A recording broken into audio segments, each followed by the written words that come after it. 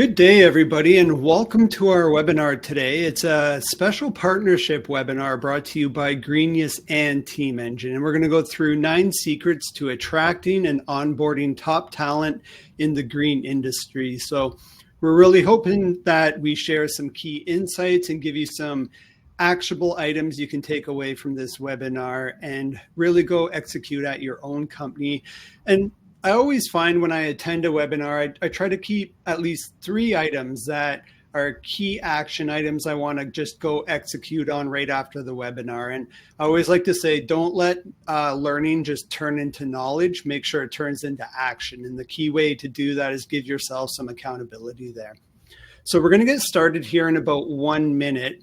I just want to call out some housekeeping items before we get started. On the bottom right-hand screen is a chat box. So there, post where you're from, where you're tuning in, any questions you might have, any comments, anything you want to add to anything that's being said, or maybe something that worked really well for you that you want to share to the group. So post it all in there. As well, there'll be polls. So there's 2 polls throughout the webinar. They'll pop up on the screen, and then you can look at the results by clicking on the polls tab at the bottom as well. And lastly, everyone is going to get a copy of this webinar. So it is being recorded and it'll be emailed out to you normally within an hour, but I always like to say give it about 24 hours from kind of that end of webinar to getting that in your inbox, but you will get a recorded version that you can watch again or share with your team. So just a few items there. I'm going to give it just 30 more seconds. People are still filtering in here, and then we're going to get started. Yeah, I see lots of, we got people from all over the place here tuning in. This is awesome.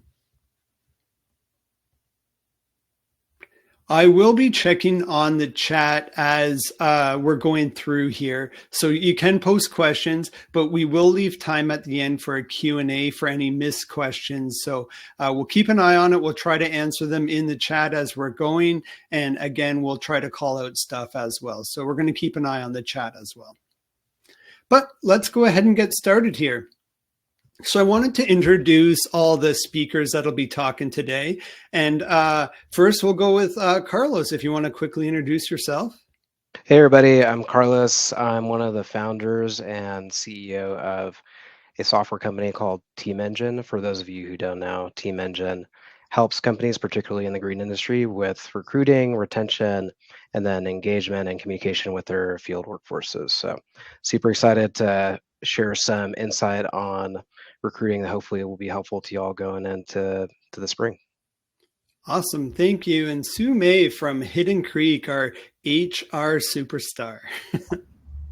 Hi everybody, I'm Sue May. I am the HR manager at Hidden Creek, and today hopefully I'm going to be sharing some information regarding what I've learned and what's working and what hasn't worked for us over the past couple of years in the industry and in general. I'm very excited to be here, and I can't wait to hear the secrets from Matt. Awesome, thank you. And myself, I'm Matt Krinkla from Greenius. I was one of the co-founders here at Greenius. I've been in the industry 18 years now, so I've talked to thousands and thousands of contractors at this point, and I've started to see patterns develop. And one big thing is the labor issue, the hiring, the recruiting, the retention. That's one of the most common things I hear time and time again. So we're really starting to set out and tackle that issue and give people real tools to help solve that problem. So I wanted to put this webinar together, and I really like what Team Engine is doing. And I think the 2 products can really work together to start solving that problem. So let's get started. I'm going to throw my LinkedIn in the chat. If you ever want to continue the conversation after the fact, feel free to reach out to me. So we're going to go through how to attract talent, how to write those key job ads, which you should be saying, what's working, and a strategy to process that and get them through that hiring process into that interview process. And then we're going to talk about how to onboard them and give them a training program. So how do you capture that 90-day energy and really maximize that to ensure you're training them properly and you're reducing future fires by doing this? And I'll talk a bit more about that. And then we'll leave time here at the end for a Q&A. So any questions or answers we can provide there. Again, as we go through, still feel free to throw them in the chat, though. You don't have to wait till the end. So here's our first poll. What is the biggest challenge you're facing today with recruitment? So is it labor shortages? Is it declining interest, competition, high turnover rates, or is it all of the above? So we're just going to fire that poll up and it should come up on your screen here. There is a skip option if you prefer, and you just click your answer and then that should just disappear there. I'm just going to pause here for 20 seconds just to give people a few seconds to read through it.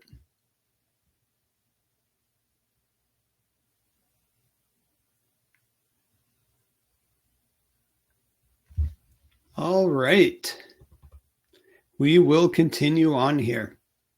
So the challenge we're tackling here is we're really trying to help contractors solve that labor problem in the landscaping industry. And I've seen it firsthand. So when Greenius was started, we were at a large landscape company and I started on a maintenance crew. I worked on a design build crew to really learn the industry.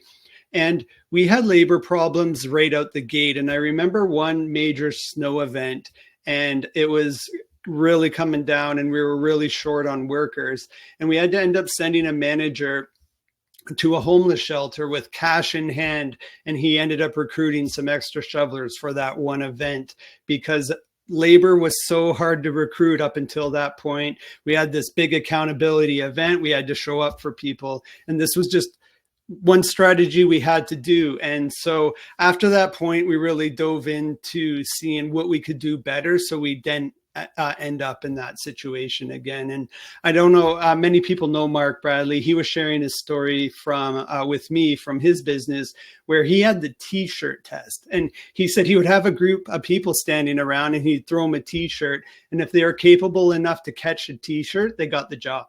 And he said that's just how hard it was for them to get the labor. So it's a struggle that's been around for many years.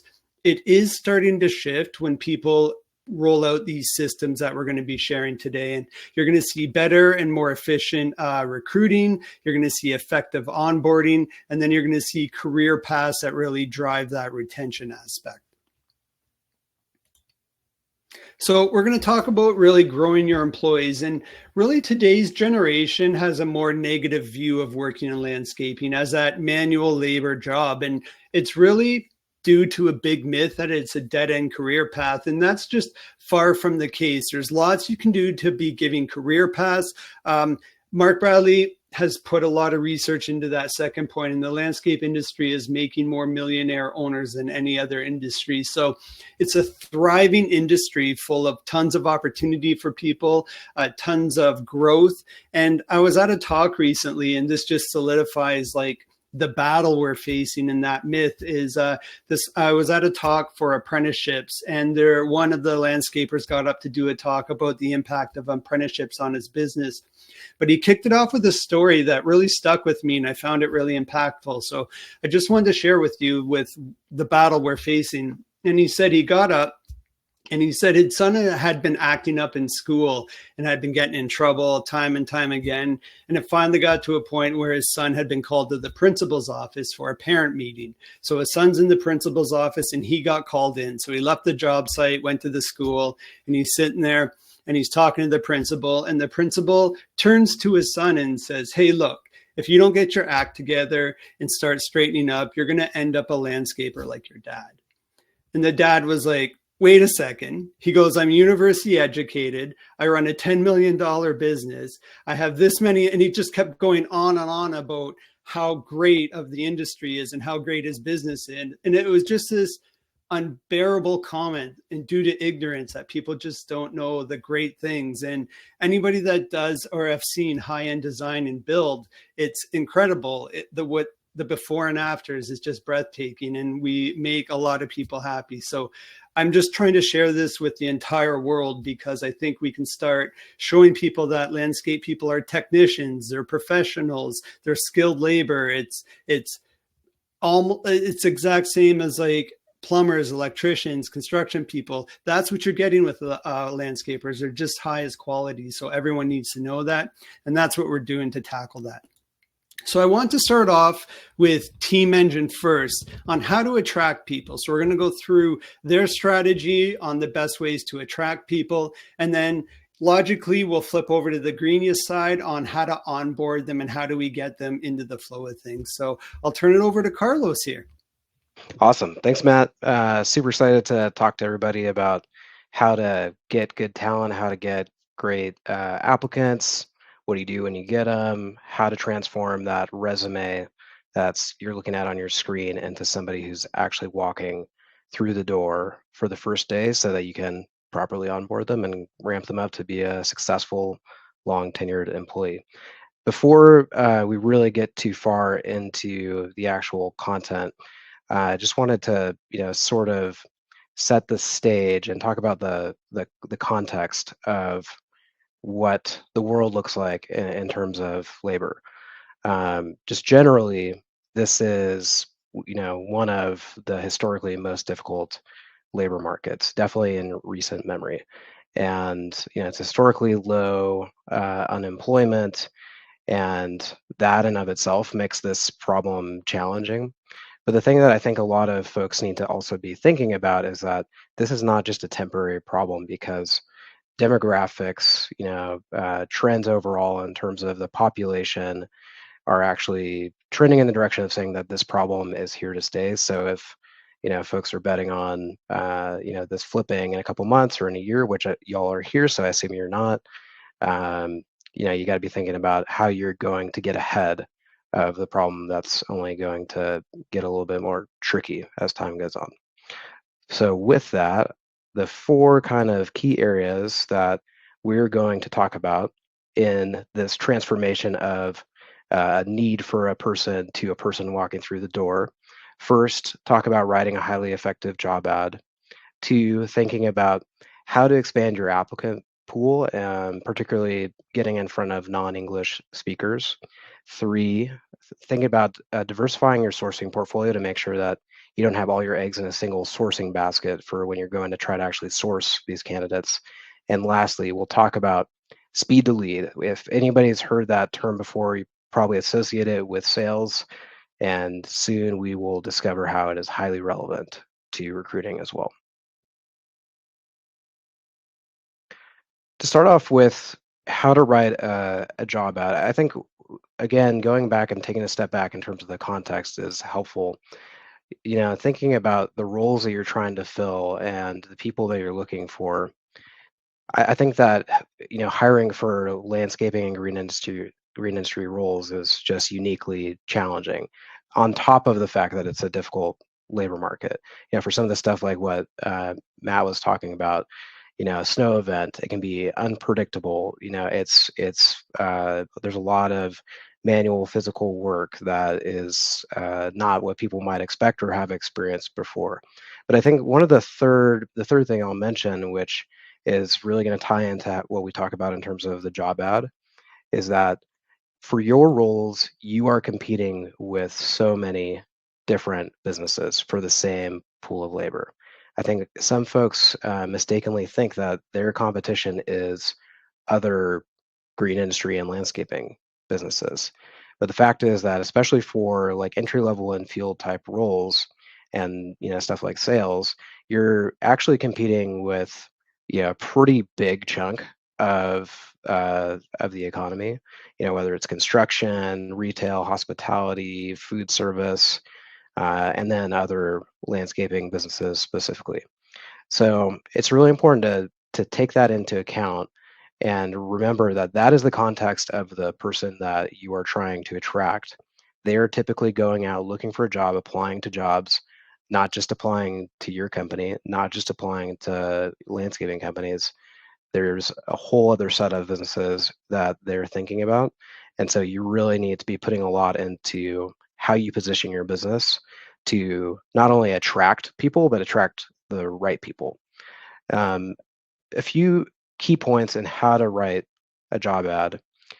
First, we think about optimizing the job title, making sure that you are calling the job the right thing in the first place. And one thing that you can do, even if you're like not really sure what's the best way to, title or label this particular job that you're going to post is, do you basically come up with your best guess and what you see other folks posting? But then, it's not a bad idea to occasionally think about testing different titles at the same time, seeing if one job title works well versus another in terms of the applicant flow, and just like seeing really what people respond to. So that's a good way to build confidence in that actual job title. Second is an enticing description. One other way that we see folks often, sort of approach this in the wrong way, is that people, when they go to write a job ad, they think about a job ad in the context of HR. And so they think about a job ad as a job description. And so they end up writing and putting down stuff like, must lift 60 pounds, must be able to, work in temperatures that vary between, 0 to 100, all this kind of stuff. They lead with like all the things that are required for the role, which in the sense of like an HR context makes sense. But in the sense of recruiting, which is really much more sales, it's not the right way to lead. So we really strongly recommend thinking about what is the unique value proposition for your business, um, promoting that going into point number three, thinking about the company culture and what makes your business different, really highlighting those pieces, but then talking about what is going to be special about this opportunity that they might not see elsewhere. There's absolutely a time and place for talking about lifting 60 pounds, being able to, be standing for 12 hours a day and available to wake up in the middle of the night to shovel snow, all that kind of stuff. But I just wouldn't lead with that. That stuff should be part of the description, but not the thing that draws people in, because it ultimately will not compared to the other things that they're seeing. And that goes into the fourth bullet point here, which is the detailed responsibilities and skill requirements. There's really a good balance that you want to strike between really saying nothing about like what the job entails, which is not a good answer, and going way overboard on trying to scare people away from the job, talking about all the ways that it's difficult. You want to be like somewhere in between, and I know that's a kind of vague and hard place balance to strike, but the key thing is I think the mentality that you bring to this job description should be one, again, of drawing people in, setting expectations about what the job actually entails, versus either misleading them in terms of being too easy or really trying to deter them by saying it's going to be super hard. And then the last piece, again, thinking about this as a sales and marketing asset versus an HR one, is what is the next step? Now that people have read through this, they are interested, they want to throw their hat in the ring for this role. What do they do? Being super clear about the call to action and what you want them to do, and ideally making that next step be them actually giving you some information about themselves, but not too much. Asking them for basically like their name, contact info, maybe one or two other details, but really keep staying there in terms of what that first next step is, so that you don't create too big a hurdle for them to actually raise their hand. And even if they don't complete the full application and give you all the information that you want up front, you at least know that they're interested, so that you can, again, thinking about sales and marketing, nurture that prospect, that applicant, to become a full qualified application complete applicant at a later date.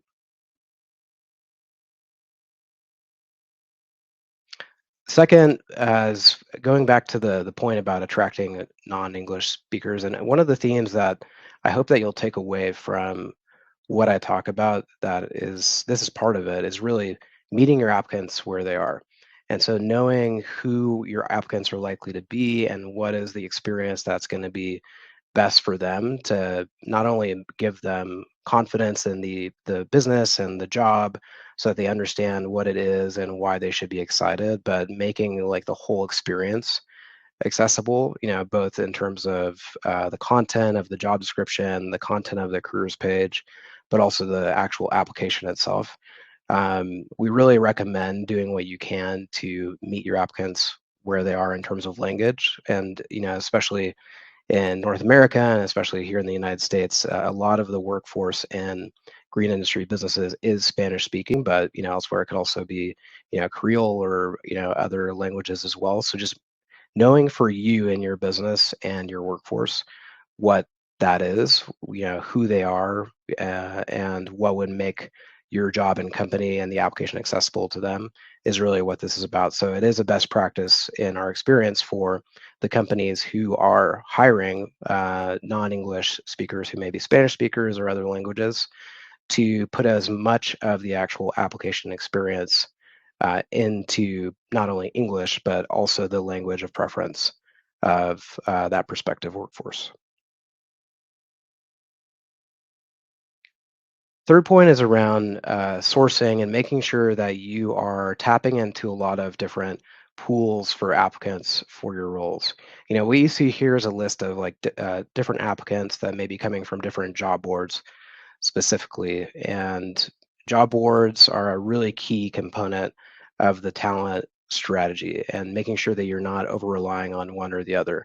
We actually see that different job boards can be better for different roles. So, maybe Craigslist in your local geography and market will be really good for those entry level roles, but then Indeed might be better for like a slightly like a more technical or a technician type of role. And then we often see the ZipRecruiter can be good for like a sales role, for example. But going back to what I said about the job titles, we actually recommend having a portfolio approach to these job sources, to these applicant sources, and making sure that you're not over relying on one, trying to test different ones to see what happens. Because the thing is, these job boards and these marketplaces are really consistently each trying to enhance the quality of their people supply, the folks that are actually on those job boards looking at jobs. So your experience with them can change. It can also vary, by the season. It can vary by the job.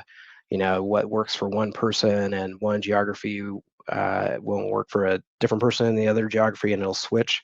So it's important to be thoughtful about not just like picking one and just sticking with it and being static, but thinking about it as something that's dynamic and that you need to be, sort of like evaluating each, not constantly, but on a somewhat of a repeat basis.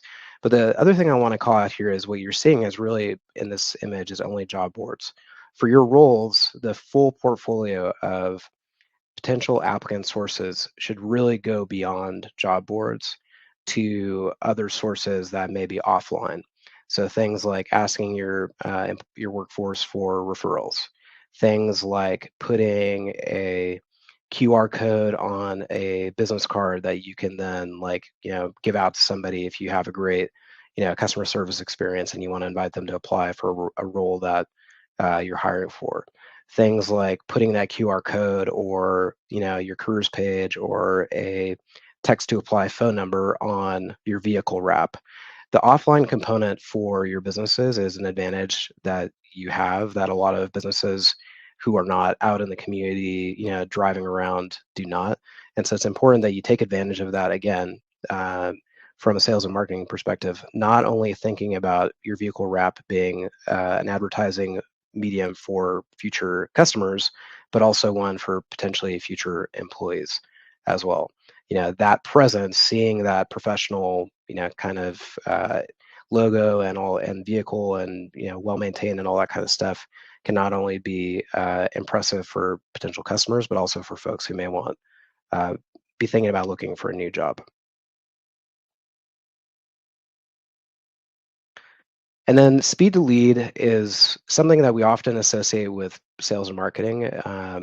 But again, one of the big takeaways that I think you should, take away from what we talk about is that recruiting is really much more sales and marketing than it is, necessarily HR. And so a lot of the best practices that you may know and think about in the context of sales and marketing are ways that you should be thinking about recruiting as well. So unfortunately, we see things like people getting applicants, getting resumes, sitting on them for a few days, and then finally getting back to those applicants, only to find out that they've already moved on to a different role, or not finding out and assuming that they're not responding or ghosting. That's not a great experience and doesn't lead to great outcomes. Similar to what we talked about the job descriptions earlier, leading with the disqualifiers is not a way that you would try to entice a future prospect to be a customer. You would want to qualify them, but you would not, lead off by telling them all the reasons they shouldn't work with you. And then the third one, like I mentioned earlier, being thoughtful about what you ask applicants to do at what point in the process to make sure that you don't scare them away, but you also get enough information on which to evaluate them is super key. So some best practices are basically just when you get an applicant, reaching out as soon as possible, ideally same day, trying to get them through the door, in for an interview as fast as possible, get them through the process really quickly. And the faster you get them through, the more likely that each successive stage is successful. Second, leading with your unique value proposition in the process. We talked about this in terms of the job ads, just making sure that you're selling folks before you're qualifying them on the role. And then third, escalating commitment, basically making sure that as you go through the process, you are asking the right amount from your prospect for the stage that they're at. You can have them give you a whole bunch of information, fill out the 2-page form, do all the references when they're at the point where they think it's a reasonably good use of their time. But unfortunately, a lot of applicants have had a bad experience of putting a lot of effort into an application only to not hear back. And so if they, again, can see a competitor of yours asking less of them initially, they're more likely to spend their time there versus with you. And one of the last things I'll mention in terms of the tactics here is, again, combining speed to lead with meeting people where they are. We find that the text format for communicating with applicants is a really good one for the logistical stuff in the application and hiring process. So when somebody applies, we actually see that getting in front of them via text is the best way to start. It's more efficient for you. It's more effective for reaching them. And then you can use that text conversation to actually establish next steps, things like phone screens, in-person interviews, etc. And with that, I'll turn it back over to Matt.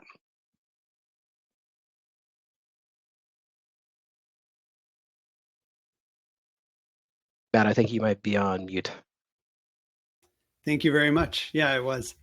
So really, I want to pause here for a second and have everyone think about your sales funnel. So you know what it takes. Okay, I need this many leads. I need to get to this many to engage them. I need this many engaged to convert them. And then I need this many converted to hit my sales goals. So if you think about your sales funnels, you probably have them really dialed in.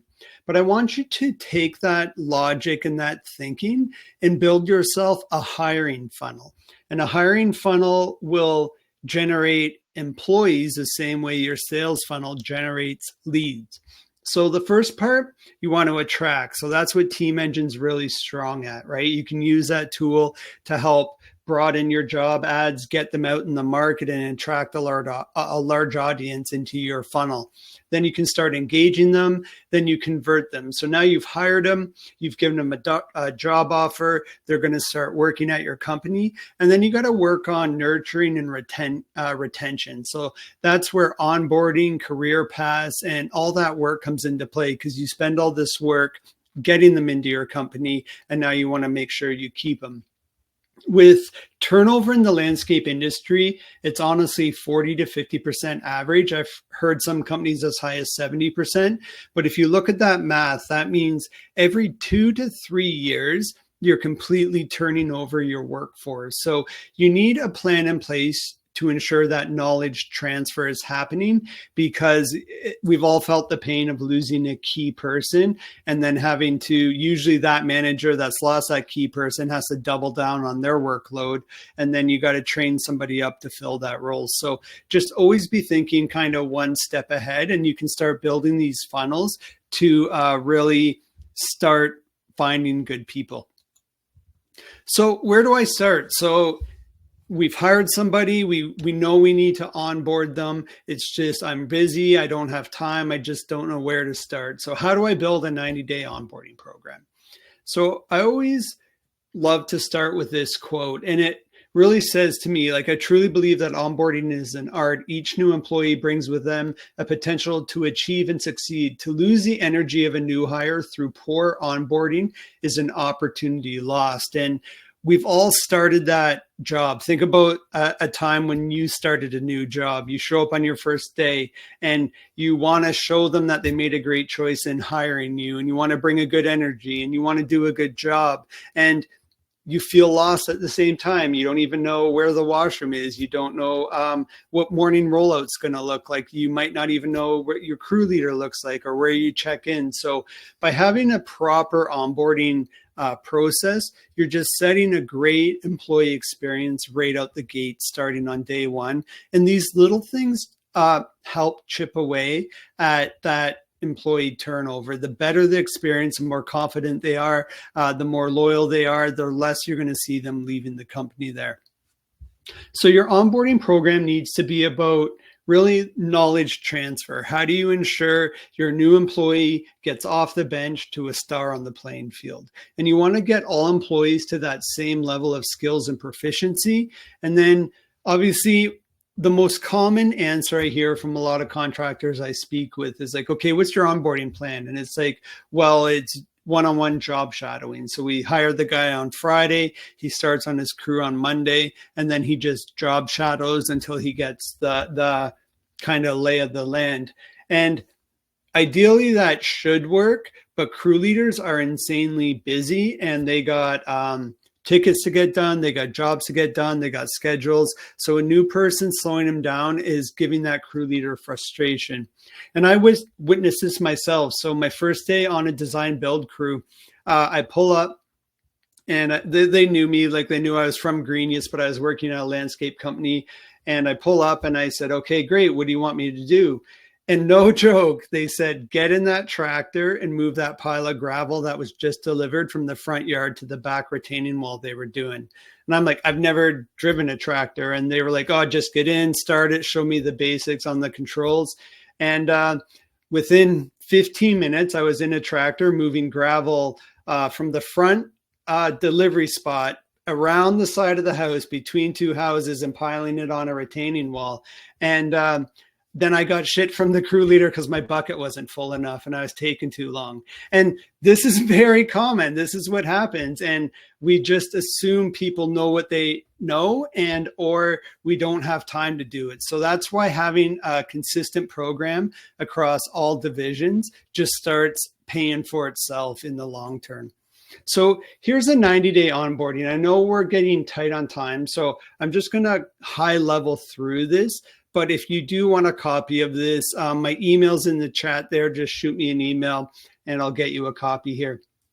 But this is how you can use Greenius to really consistent message and automate the process and take very little time from your crew leaders and just streamline it. So we'll start at the top here, start your hired. For this example, I'm just going to use a maintenance worker. It tends to be common language. So a new hire on a maintenance team. So we're going to add them into Greenius and we're going to assign the new hire maintenance learning path, which has 5 to 7 courses to do their job. So you can set that up, but it might just be garden beds, maybe blower, trimmer, edger, some hand tools. Most people start on garden beds. And maybe some of the smaller equipment, a small walk. So the employee is going to go watch that course from any computer with internet access. So on their phone, tablet, some shops have terminals where they can go watch there. And then they're going to watch the video and pass the exam. So the video is just teaching them hazard awareness, PPE, how to fuel, how to start, how to stop, and in 3 series of hazards. So personal hazard, bystander hazard, property hazard. So, and OSHA states you got to make employees aware of all known hazards. And that's really what we're helping doing, is helping meet that due diligence requirement, but also training at the same time. So they watch the online part. We fast forward to day 1. They got to do a field checklist. So now they actually have to pick up the equipment in their hand, and the crew leader would have the Greenius app on his phone. He'd open it up, bring up the field checklist. And now we're going to go through a small walk behind. And the crew leader, it tells them what to say. So if you have 20 crew leaders, they're all saying the exact same thing. They're all training the exact same points, which you can customize if you have your own proprietary way of doing things. So the crew leader is going to say, show me how to fuel it. Show me how to put on the proper PPE. Show me how to start a cold engine. And if the employee misses a step during that checklist, it's not right or wrong. It's ensuring they get the training. So if the employee showed up in tennis shoes instead of steel toes, the crew leader is going to call that out and say, hey, look, we need steel toes. This is why they're important. And they can't sign off on that PPE until the employee understands all the PPE that they need. So it gives that accountability checklist, and all crew leaders are using all the same checklists. So they get that done. The employee's now been trained, ready to work on that equipment. Fast forward to the 30-day mark. There, we're going to do our first performance review. And we've streamlined it. If you think about the traditional performance review where you have one sentence, you got to write a paragraph. Another sentence, you end up with a 5-page novel about the person. And no one does them because no one has time. What we've done is we've just made it a slider in our app. And every assigned course has review points. So all the crew leader does is open up his phone, go to performance review, choose his crew member. It's already ready to go. And he's just going to scale them. Does he have a good attitude? Does he show up on time? Are they wearing the right uniform, the right PPE? They know how to operate the equipment safely. And it just gives you key metrics to identify who's doing well and who isn't. But again, that's just a 30-day mark. So now they've been there a month, we can assign additional training. They might be moving on to large walk behinds or walkers or some of the heavier equipment. So then you can assign that. Again, they can go do that, do those field checklists again, and get signed off. And I always recommend that the employee does at bare minimum a field checklist with their supervisor before they use any new piece of equipment, because it goes through all the hazards with that equipment. And then the employee signs off on it, the crew leader signs off on it, and you get that record of training. So now if there's ever an accident or an incident or an OSHA audit where you have to prove that that employee went through a training program, we have all that documentation for you. And unfortunately, we have been part of legal parts where they had to provide all the records, all the videos, and it gave those contractors you're never off the hook when an employee gets hurt, obviously, but the contractor was able to show that they had did everything they could. They had a formal training program. The employee knew the hazards. We had talked about this, and everything was date stamped, signature. So they had a really good documentation there. So whenever there's any incident, a slip and fall or an employee injury, your lawyer always wants 3 things. He always wants documents, and documents. So it's always important to make sure you're keeping up with those. Whether you use Greenius or not, just make sure you're documenting your training process. Fast forward to day 60, we're going to do another performance review. And now it'll match in-app automatically against their previous 30-day one. So right away, the crew leader can see, are they improving? Are they slipping? What's working? What's not? Again, this process only takes 10 minutes, but it forces a crew leader to just check in with that new hire because they're busy. They've been there 2 months now. That employee could be doing something that's just driving their crew leader insane, but he keeps meaning to talk to him, but he's so busy, he just never gets to it. This kind of forces that. So he can say, hey, I don't like where you're dropping the grass clippings, or I don't like you're not fueling your equipment on the trailer properly. So they just check in, mark that off, and continue on. So it just formulates a communication and a feedback loop, which is very important to employee retention, is building those feedback loops. And then we'll do that last 90-day performance review.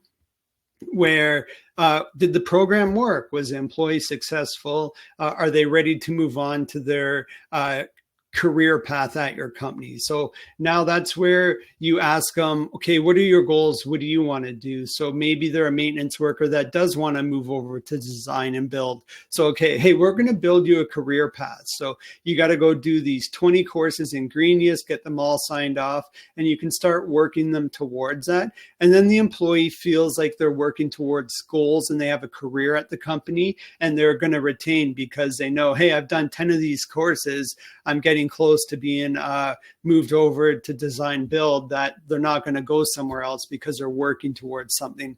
And that's where training paths and career paths really become sticky. So that's a 90-day program in a nutshell, but we're coaching our contractors to do this, and they're just seeing great results because you can automate all of this and streamline it. And then the employee knows. What we have too, sorry, I meant to mention this at the start.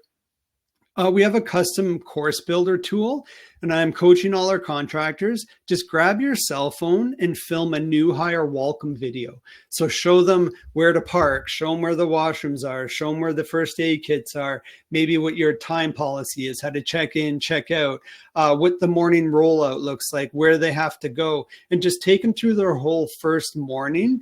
Then you can make that a course in Greenius and assign it to all your new hires. So immediately they show up, they know where to park, they know where the washrooms are, they know their crew leader, and that just helps with that welcome speech that you have to do over and over again. You can really help streamline that as well, and it just makes it a great first day experience.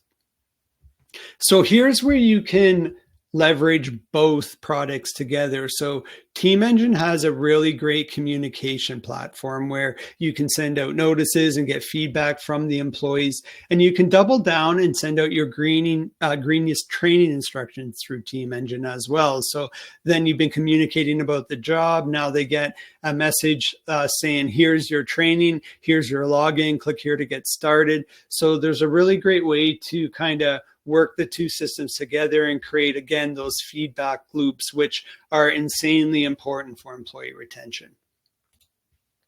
So we're going to run another poll here. So how do you approach training and upskilling today? We're strong in this area. We have a plan. We see the importance of it. We do not have the budget or resources for this. So we'll fire that up now.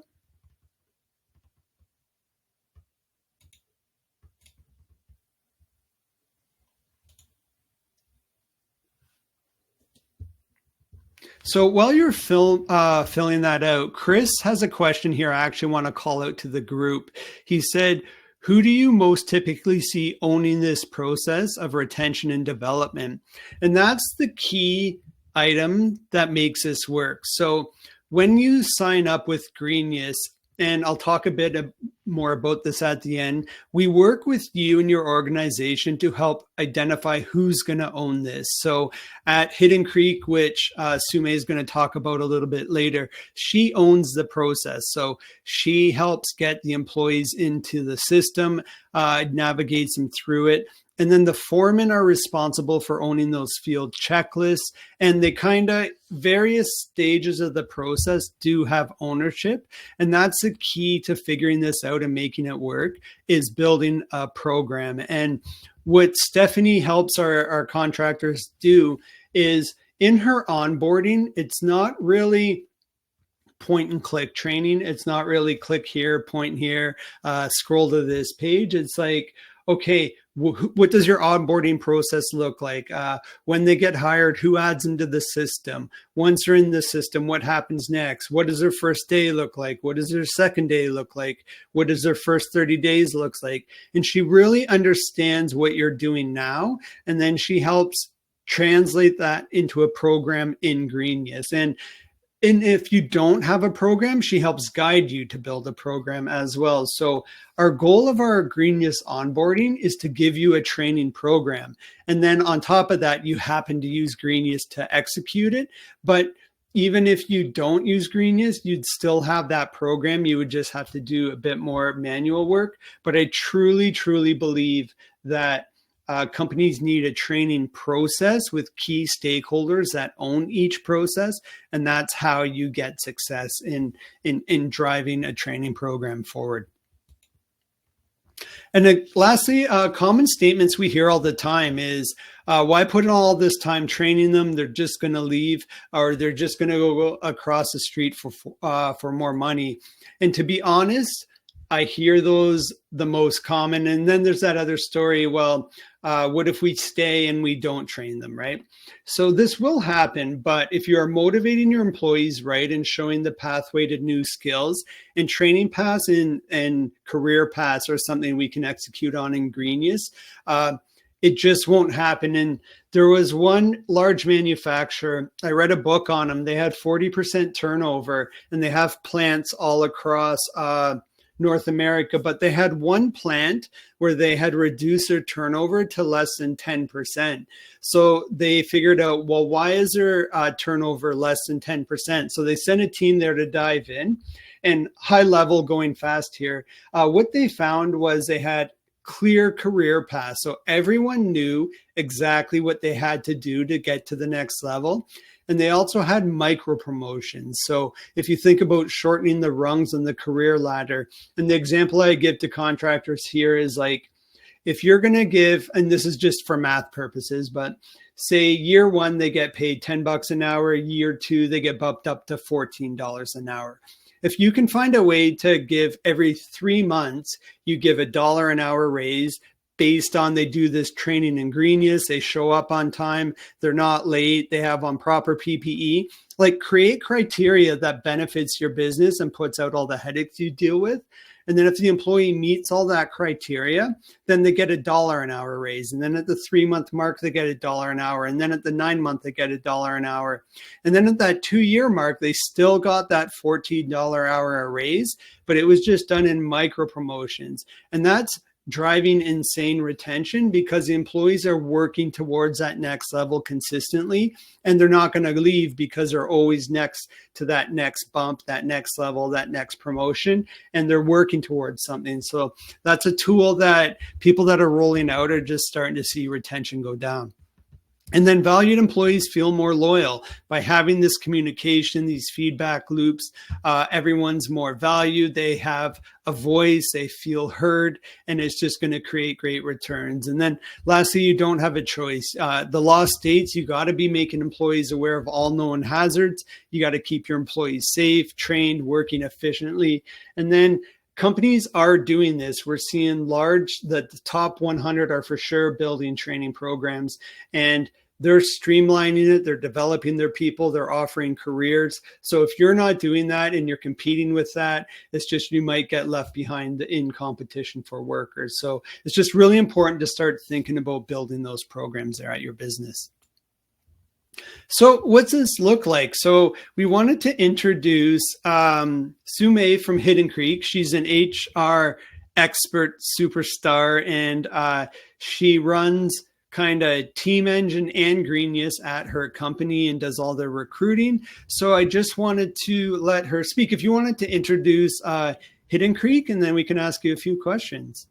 Yeah, well, for those who are not familiar with Hidden Creek, we are a design build firm, and we specialize in high-end residential outdoor living spaces. We have 3 divisions in our company. We have our maintenance division, design build, and also pool.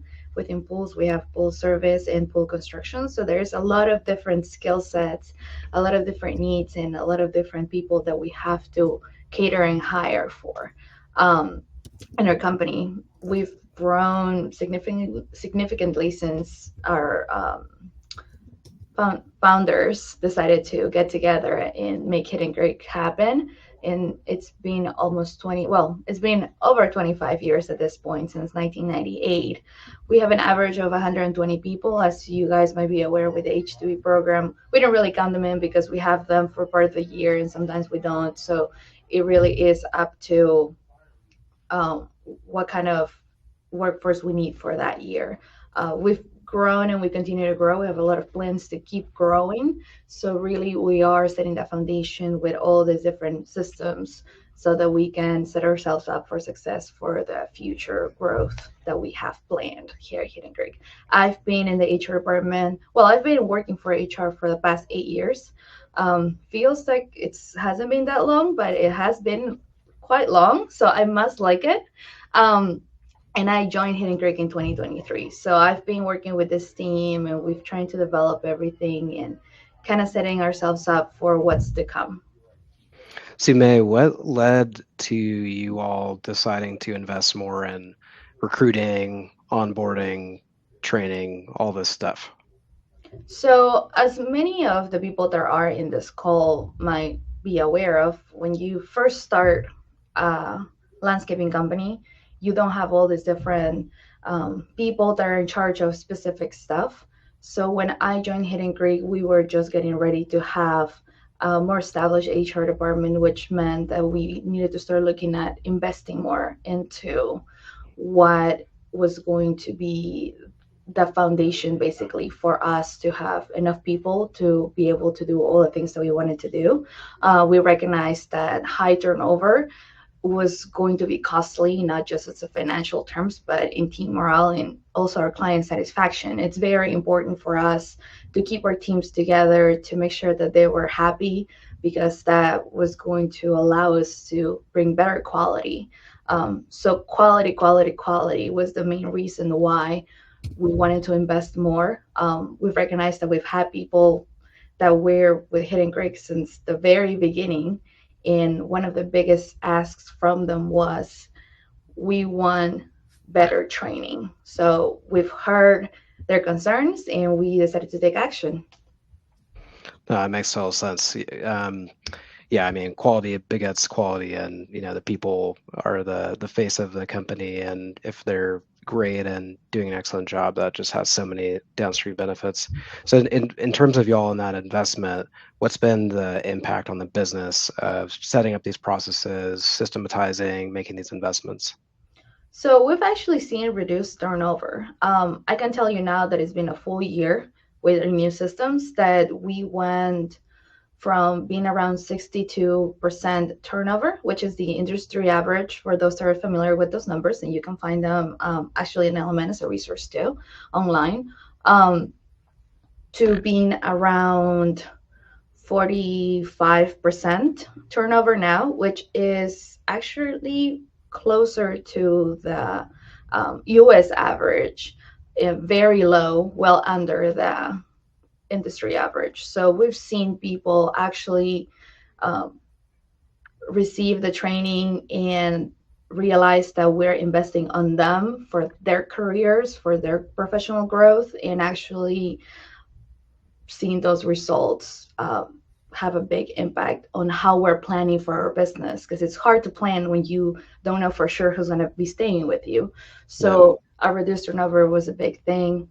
More productivity. I mean, we could always be more perfect, but we're not there yet. Perfection is kind of far away, but it's definitely about getting better at what we're doing and passing that knowledge to everyone that is involved in the process. So I can tell you that now that we're training people, we're making them aware that everything that they're doing out in the field, how does that affect the numbers? How does that affect your project management side of things? How does you not, or forgetting a tool and having to drive back into the building is actually affecting the productivity of your team?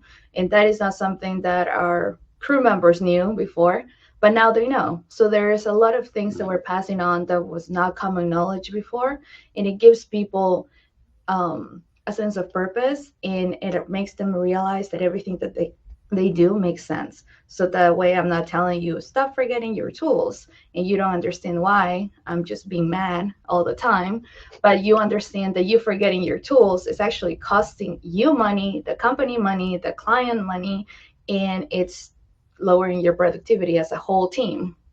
That makes no sense. Yeah, that's awesome. Congratulations on lowering the turnover rate. Like 20% is a huge reduction. That's awesome. Yeah. Are there any specific tips or tricks you can share with our audience around recruiting or onboarding that you find works?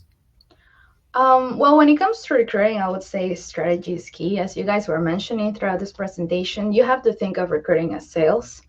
Whenever we're talking to a prospective candidate or a candidate or someone that is interested in our company, we're selling a product. We're selling a career. We're selling a future. We have to remember that everybody we come across with that is, that's inquiring about a role with our company could be the next best candidate or it could be the next star in your team. Everyone has a potential to be amazing, and we have to treat them as such. I can tell you that someone that has it's not just about finding someone with the right technical skills, but it's about finding someone that is a cultural fit and has potential to be a long-term success. So be able to identify that is a huge game changer and has been for us to give people a fair chance to explore other opportunities within our company. So maybe you applied for a design role, but you have the perfect background and setup and personality to be amazing in sales. So why not give it a chance to apply for sales? And if that person is interested and they get all excited when you talk about what the difference is and how you're going to interact with the clients and how you're going to apply all this knowledge that you have in design into being into sales, it really gets people fired up and excited about a career in something that they never thought they could do.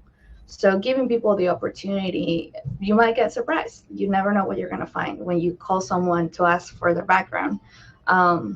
In terms of onboarding, well, I would say let's focus on relationship building, right? It's not just about paperwork and training and here's something that you have to do in a checklist. It's more about pairing new hires with peers and then being able to create a link to your company because they're the new people. They're the new guy. Nobody knows them. No one's their friend. No one sits with them at lunch. So we have to facilitate that. I think that as an HR manager, it is my responsibility to make sure that everything that I'm selling them during the recruiting process actually happens during the onboarding process. And onboarding is not just one day. It's not 1 hour or two. It's a year. It's 2 years. It's constant checking in with the people that you've joined into your team to make sure that they're happy, to make sure that they feel fulfilled, to make sure that that was the right call for them. And if it wasn't, it's not the end of the world. Maybe there's a fit somewhere else in your team and they could be a fit. So it's just how do we approach those things in a positive light and make them understand that we value their presence in our team in general. Tools like Greenius and Team Engine make it easier for us to focus on those aspects of the recruiting and the onboarding because we have a database. I always think of those systems as your long-term memory because, I remember talking to that person, but I really don't remember the details. So when I go into Team Engine and I can refer back to all the things that we talked about during our conversation, that is a huge game changer, especially as we scale our business and we grow. And in our HR department, we have 2 people right now that are handling things when it comes to recruiting. So how do I transfer everything that goes in my head to notes so that way someone else in my team can refer back to it, or we can refer to notes that we've had from 2 years ago, 3 years ago. And it's just, I don't know if I'm getting off the record, but no, it's good. It's good. But yeah, it's just one of those things that is so time consuming, but it's worth it at the end. Yeah. And can you tell us about your approach for upskilling and career paths? So what kind of strategies do you use to kind of upskill and career path for your team? So this is something that we've been working on for quite a few years. I think we've tried many different approaches. A big thing for us is hiring or growing our talent from within. There is nobody better for the role than someone that already knows your company, already knows your processes, is already familiar with what has worked and what hasn't worked. So it is huge for us to be able to transform someone that has joined our company and is familiar with everything that happens out in the field and is able to come into the office and take all the knowledge and make it better or implement something that we haven't had before. So for us, be able to provide formal training, such as something as Greenius, or us, creating specific courses or having training sessions where we're talking about a process that they're unfamiliar with, or even something they already have a second nature and you start forgetting the details. Because I can tell you that I remember how to do a lot of things, but if you tell me, can you walk me through it? I might need a minute to walk myself through it first, right? Because it's second nature for someone that is used to doing it. So being able to provide formal training and be able to give our people leadership skills, training on things that they might not have to do on a day-to-day, it allows us to focus on how that person is going to benefit our team in the long run. It's all about planning. It's all about strategy. It's all about what's going to happen to that specific individual 5 years from now, 10 years from now. Identifying the people that have the right character traits and give them the specific knowledge that they need. I mean, it's not just about, oh, go to college and then I'll promote you to be a project manager, right? It's not that. It's just about giving them the specific knowledge and the ability and the confidence to step up and say what they're thinking. And it just makes your organization better. It makes your team better. And it's all about us creating those learning paths for them. Yeah. And that is just a combination of different things. That's amazing. And I guess there's a reason why you guys are best in class, because you guys are nailing it. So I just wanted to say thank you very much for your time today. And everything you had to say is just so valuable. So I really appreciate you making some time for us. Thank you very much. Of course, anytime. So we're at the end here, but I think together we can solve this labor problem in the landscape industry. Other industries are doing it with high turnover. We can do it too, just with better recruiting, better onboarding. And a big one is like that big relationship and career paths and really supporting the team members and really driving down that retention. So we do have a Greenius offer for people that just joined this webinar. So it is time bound, but you can get 2 months free when you sign up for Greenius. That'll allow you to finish your winter work and start hiring some of your spring hires to get them in there. So this is a pretty awesome offer. I mean, you just start with your shovelers to finish off the winter, and then maybe you can start with your maintenance workers to start in the spring just to get ahead of it. So we have that 2 month free coupon there. And as well, as I was mentioning, with using that coupon, we're going to give you that dedicated onboarding with Stephanie, where we help you with the training consult. We help you build the program. We'll help you set up all your crews, your divisions. We'll help you add in all your crew leaders, set their access, train your crew leaders on how to do checklists. So we do a lot of the heavy lifting while keeping you informed along the way. So it's a really great process that would really help you get this lifted off the ground. Carlos, did you want to talk about the Team Engine offer?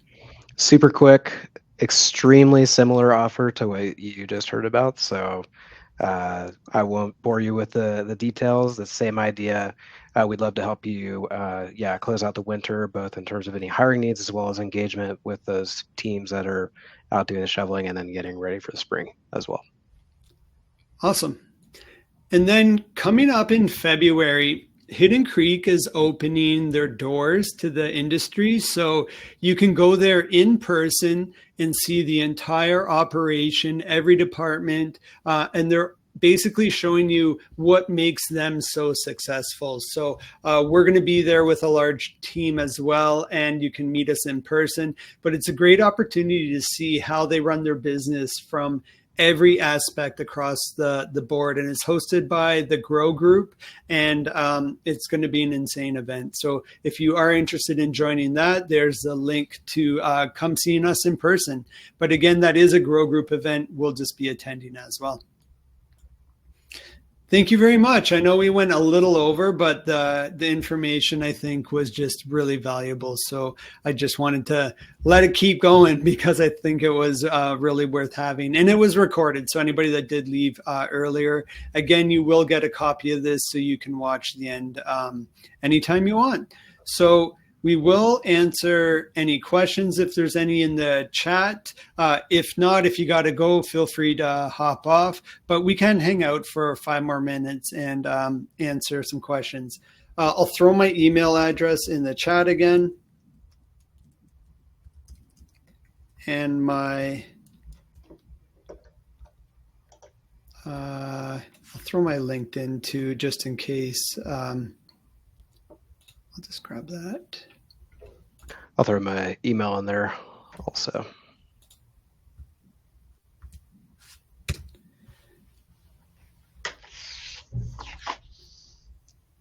Yeah, and feel free to message me, email me, and if I can't answer your question, or I'll always direct you to the right person too. So. Yeah, I will leave my information as well. And if you guys come to grow, you'll get a chance to hear more about our HR department and all the fun, not so fun stuff that we do around here too. I've been to their office. It's incredible. It's next level. You feel like you're in a showroom at a high end. It's something, and you see all the work they've done. It's a really cool office. I am looking forward to that. It's all right. I feel like my office is nicer because I got colors and I'm allowed to put stuff on my walls because nobody sees it. So it's great.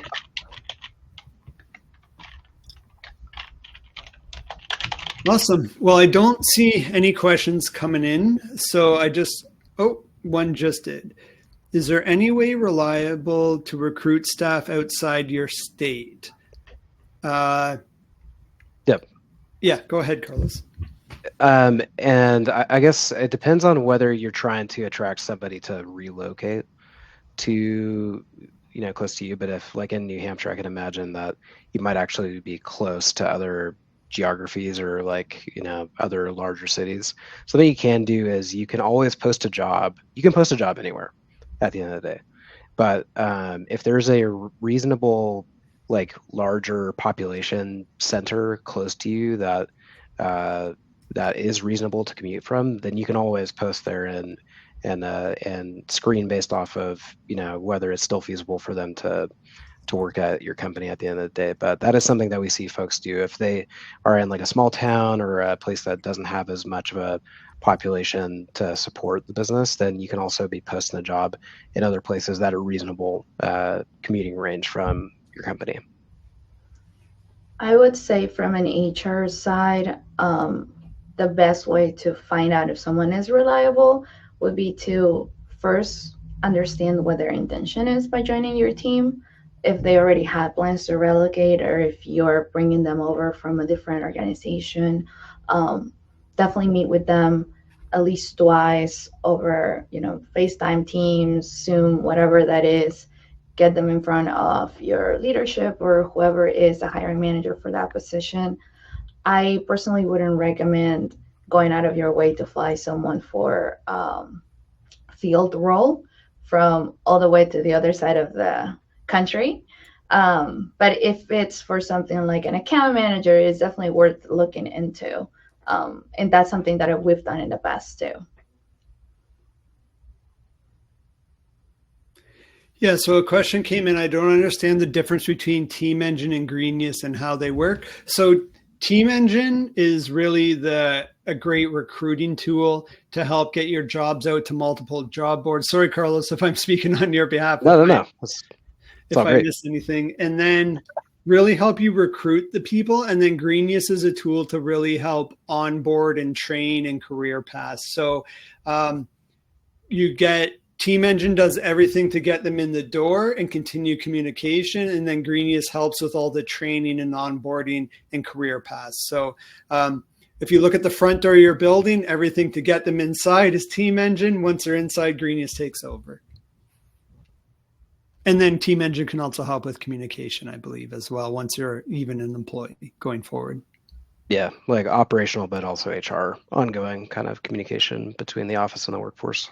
Awesome. Yeah, we complement each other very well.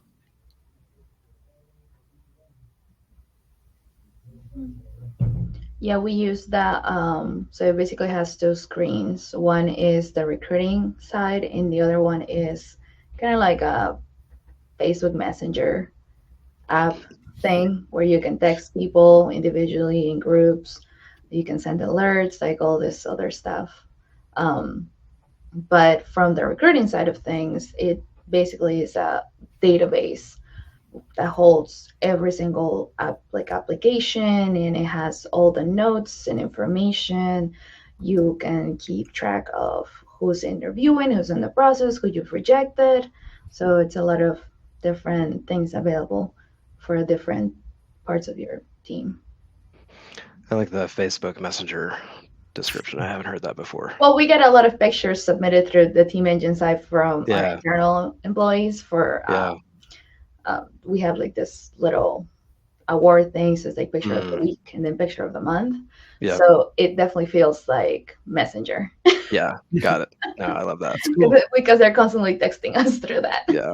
Yeah. That's awesome. Mm-hmm. Awesome. Well, thank you everybody for your time today. Again, just a reminder, this will be sent out to your email, the recording. You should get it within 1 hour, but give it 24 hours at the most. And if you don't get it, feel free to reach out to us and we'll help you get it. Thank you very much. And thank everybody for your time today. I know you're really busy and I appreciate you sharing an hour with us today. Thank you. Thanks, y'all. Thank you.